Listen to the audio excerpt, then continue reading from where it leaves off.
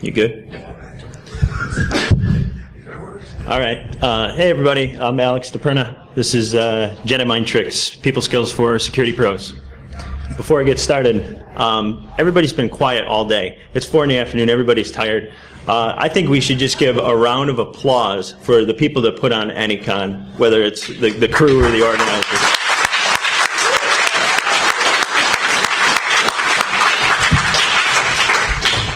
Yeah, this is awesome. It's awesome to be here. It's awesome to have this opportunity in upstate New York. I think we got a lot of cyber talent up here, and this is really our conference here. So yeah, thanks so much. Okay, so who's this guy? I have a background in electrical engineering, mobile and web application security. My favorite cert is Scuba, if that tells you anything about what I think of certs. I am Scuba certified. And I like Star Wars. So, the Star Wars theme. What's a Jedi? Jedi are basically knights from the Star Wars universe, right? And if you look at Darth Vader's helmet here, it's sort of based on, feudal Japan, samurai, that kind of thing. And if you think about it, we are really the knights of... Hi folks, I'm Geek here. Unfortunately, we had a technical difficulty with the live feed capture, and we have no audio or speaker movement until about the 3-minute 55-second mark. Sorry for the inconvenience.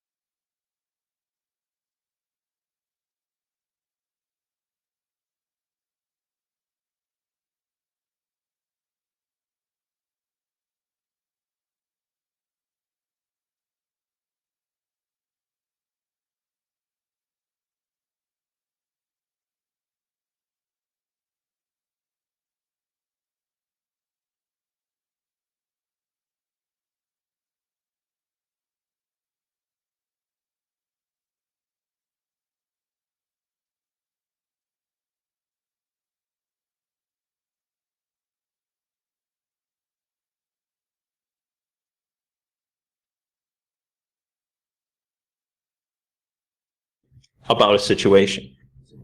When you do that, you do have increased power. Another good quote from John Maxwell there. Okay, so what about information security? You're sitting here saying, okay, great, leadership, whatever. You have to sell your ideas, like I said. That is how you will influence. That's the bottom line. That is what is going to make you powerful. So how do you sell an idea? Here we have Steve Jobs. He's really excited to be at IBM. He's pointing at it with a finger. I'm not sure which one. And basically, Steve Jobs figured this out a long, long time ago. And we're very lucky to, have had a person like that in our lifetime. And basically, it comes down to this. People don't buy what you do. They buy why you do it. So here's an example. If you hear from IBM, we make great computers. They're user-friendly, beautifully designed, and easy to use. Want to buy one? You're like, yeah, maybe. This sounds like a good computer. Now compare it to Apple's pitch for the same thing. With everything we do, we aim to challenge the status quo. We aim to think differently. Our products are user-friendly, beautifully designed, and easy to use. We just happen to make great computers. Want to buy one? Now, I don't know about you guys, but I want to buy the Apple computer based on that. You know, it's hitting the hacker psyche. You know, that's who we are. We challenge the status quo. We aim to think differently. You know, that's their marketing. But why does that work?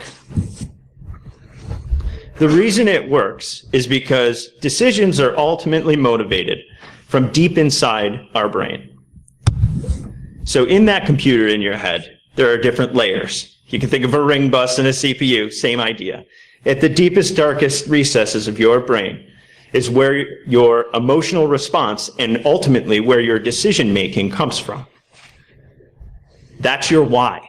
Your why might be different than somebody else's why.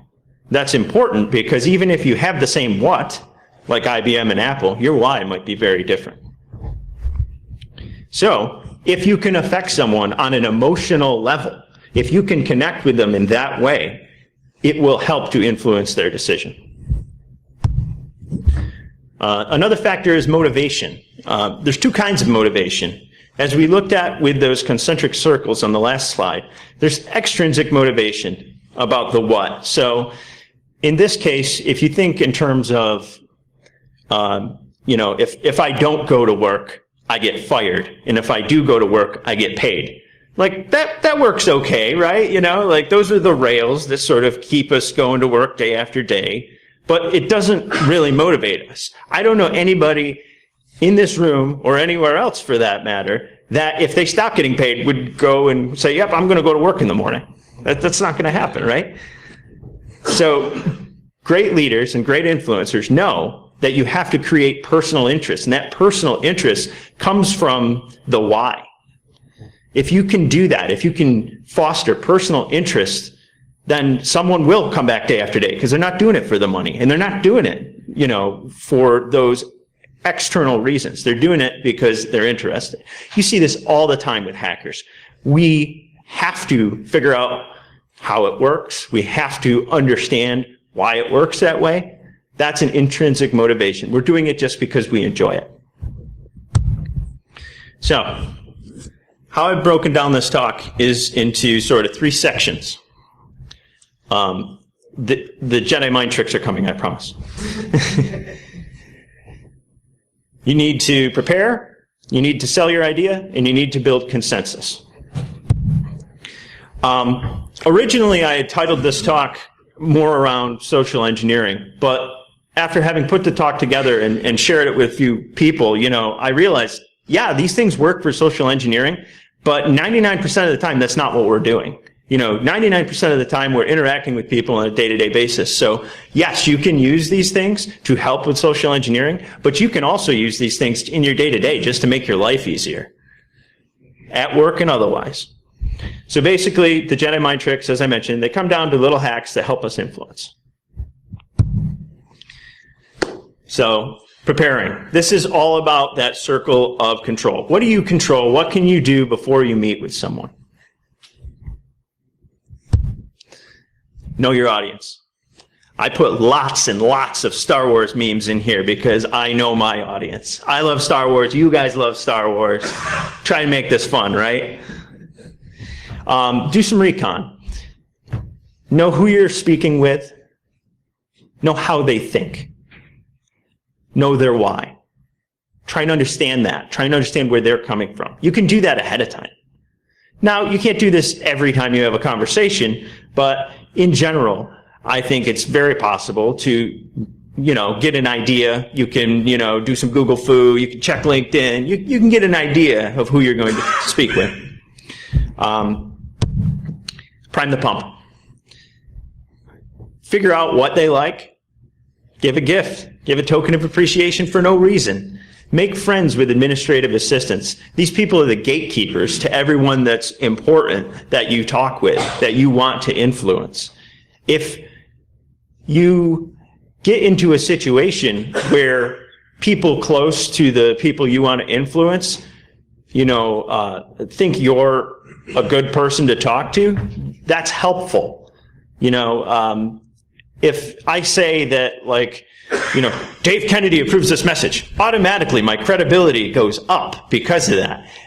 If Dave Kennedy says Dave Kennedy approves this message, that much more so, right? Plan ahead. Know the rules of the game that you're, playing.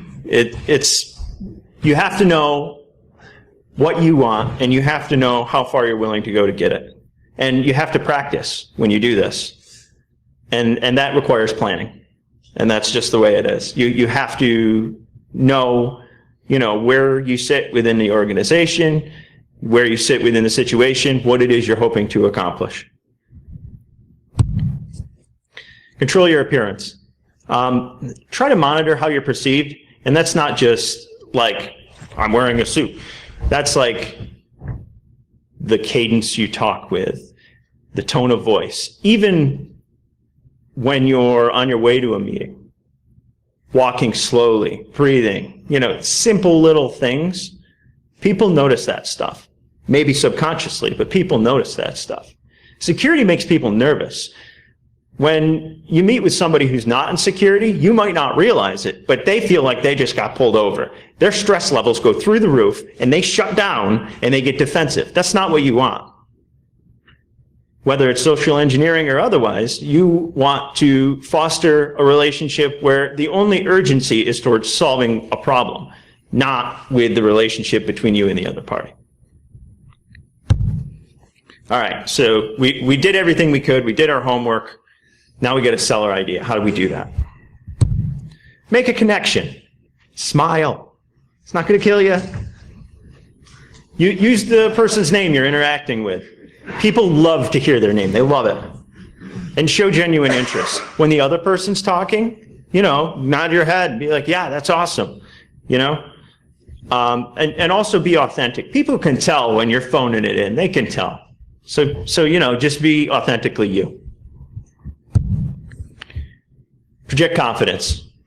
Enthusiasm is absolutely contagious. If you believe in your idea or your product and you share that with other people, they are going to get excited about your idea or your product. That said, there's a fine line between enthusiasm, confidence, and maybe cockiness. So, one of the things you can do is ask for feedback along the way. You can say, hey, how am I doing? They say, hey, am I doing okay? Yeah, all right, see? He's engaged now. I pulled him out of a sea of people and focused on him.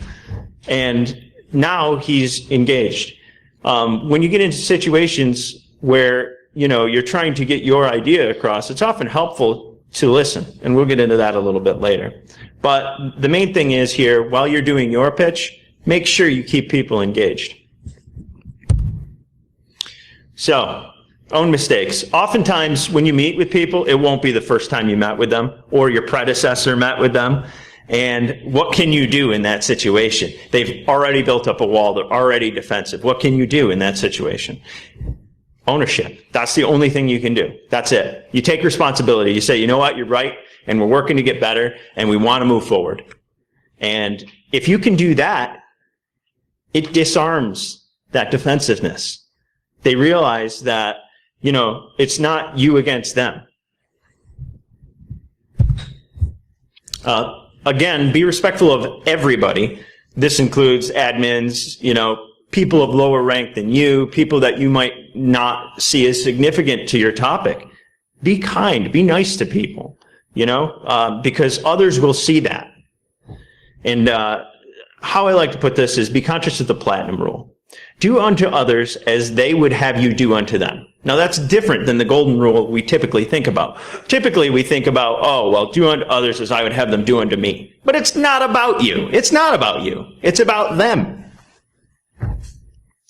Maya Angelou has a great quote here. At the end of the day, people won't remember what you said or did. They will remember how you made them feel. Establish value. So I find one of the best ways to sell your idea is to figure out what the other person wants. And like we said before, why do they want it? Seek first to understand, then to be understood. That means listen. That means don't talk when they're talking. You can also prompt for more information. Just be quiet. After they seem to be done talking, silence. It's awkward, right? You want to fill that space. You want to fill that gap in. And so they'll keep talking. They'll keep filling that space in for you, give you more information. Ask, and what else, in a genuine way. Don't fake it. Don't phone it in. And also rephrase what they said. If they were particularly focused on a certain point or idea, if something really bothered them or they were really passionate about something, then you say it back to them. And in that way, they can tell that you listened. They can tell that you care about what they care about. Think win-win. This is an easy one, but it makes all the difference. When presenting a perspective, you don't say like, well, I think Metasploit's the best. Why can't we use Metasploit? It makes people defensive when you do that. Instead, you got to think about, okay, we're all on the same team. And I don't care if you're a consultant at a business. I don't care if, you work for a business and it's a different team in the business. It doesn't matter. You say, okay, well, we have a lot of different options, and I think we should use this one. What if we use this one? And in doing so, you make the other party part of the decision. And that's important because now they feel like they have a say. And another way to do that is to concede on trivial items. You know what you want because you did your homework earlier, right? You read about the trees if you're a stormtrooper. So, concede on some trivial stuff that doesn't matter. It's okay. It makes people feel like they're contributing. It's a good thing. Dispel FUD. Fear, uncertainty, and doubt. This is a killer. I've had this happen to me more times than I can count. Yeah, exactly. Fear is pervasive in information security because we basically deal in insurance. That's what we are. We're insurance salesmen.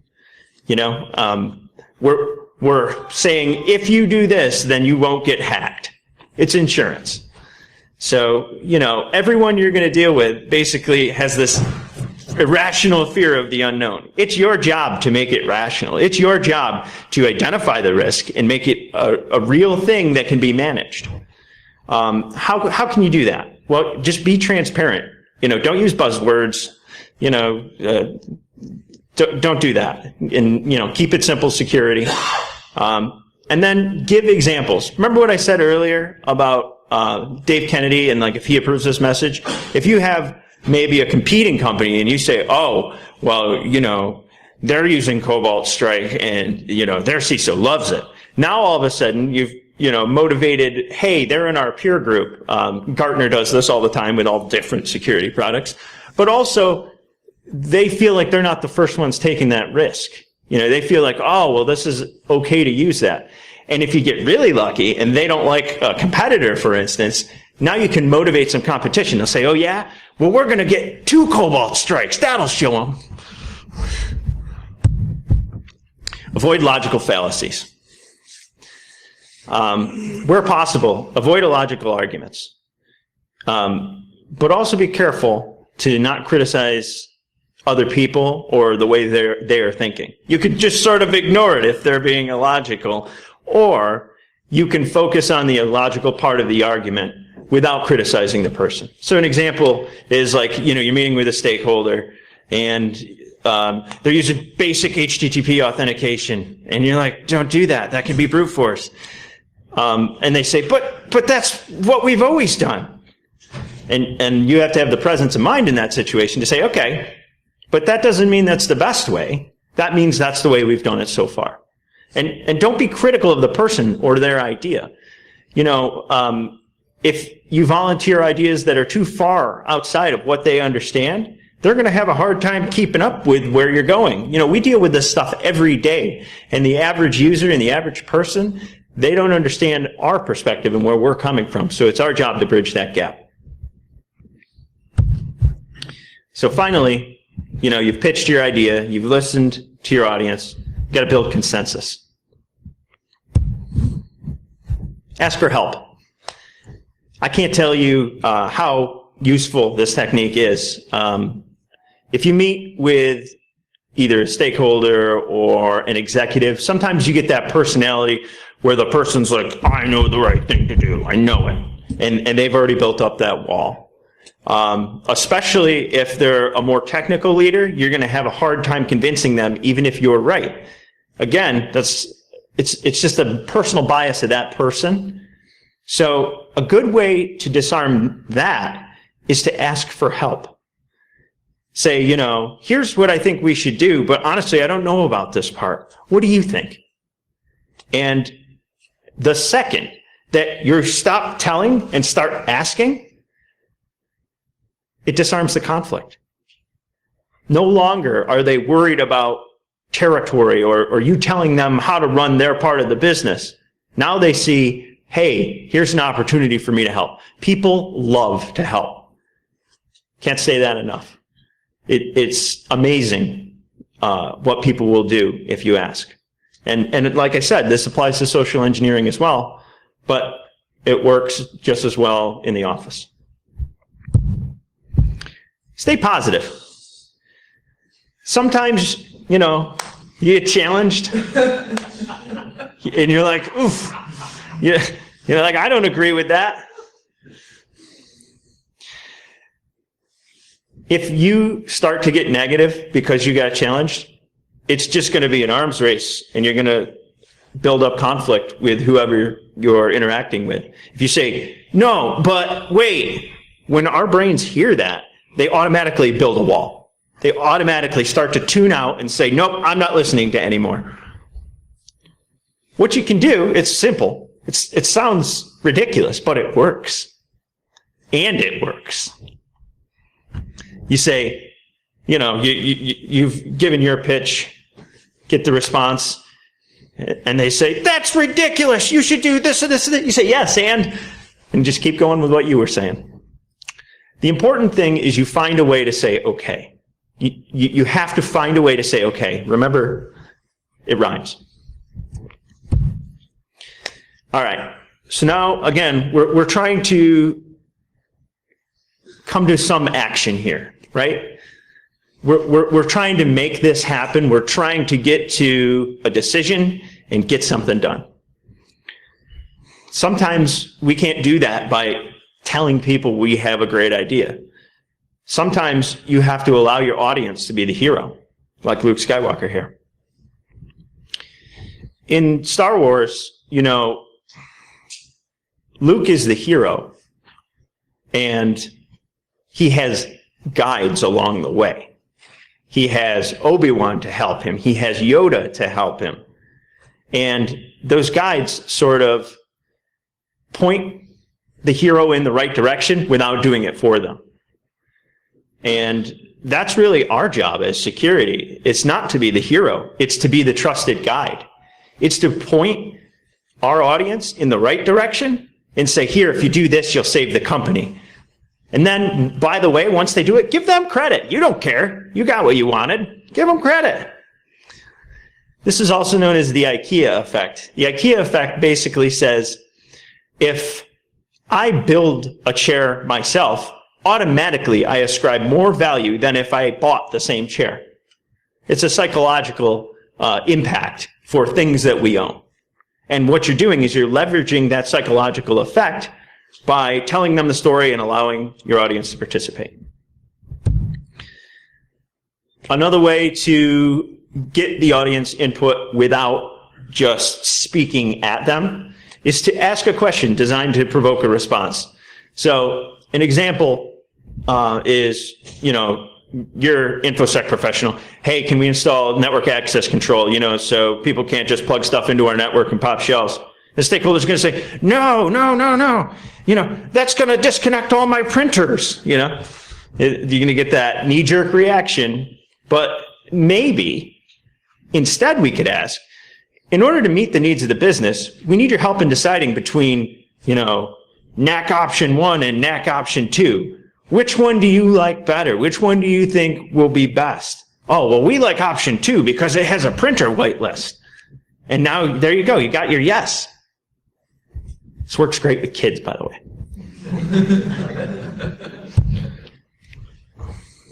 Broccoli or carrots? Good cop, bad cop.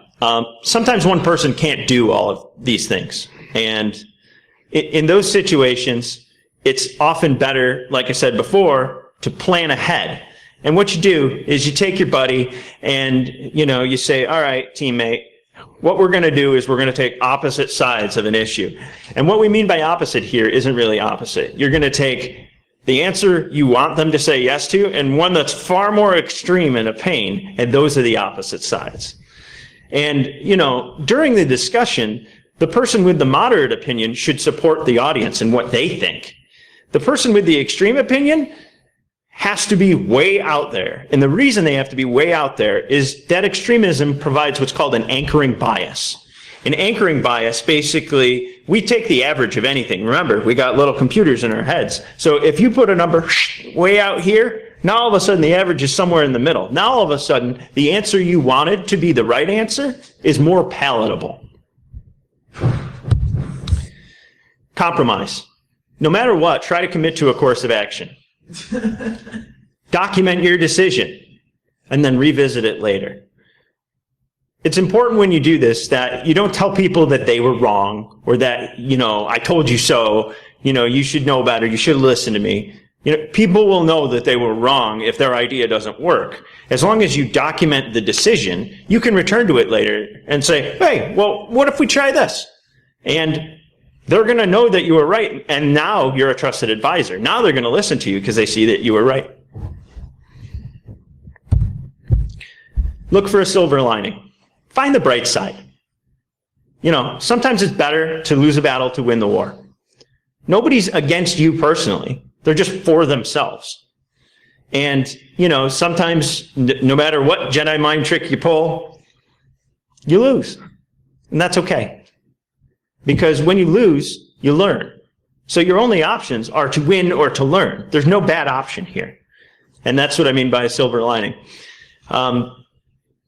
I worked for a CISO who taught me about this. We had a situation with decryption, and I said, we really shouldn't be decrypting here. And I made my case, and I went, through, and eventually I got overruled by rank, by that boss.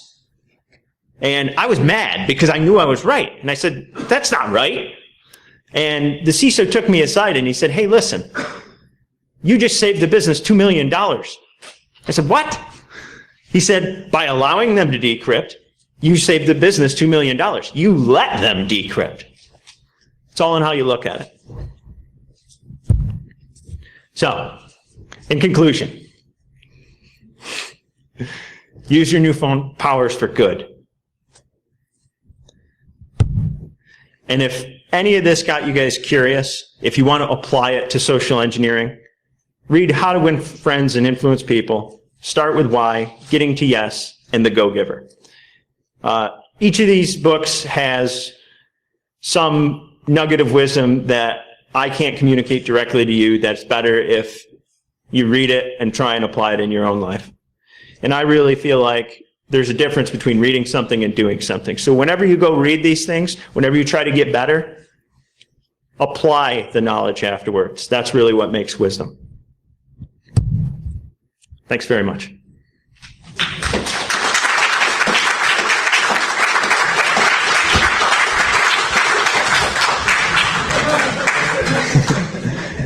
Anybody have any questions? How many gigs have you burned up on Star Wars memes? Too many.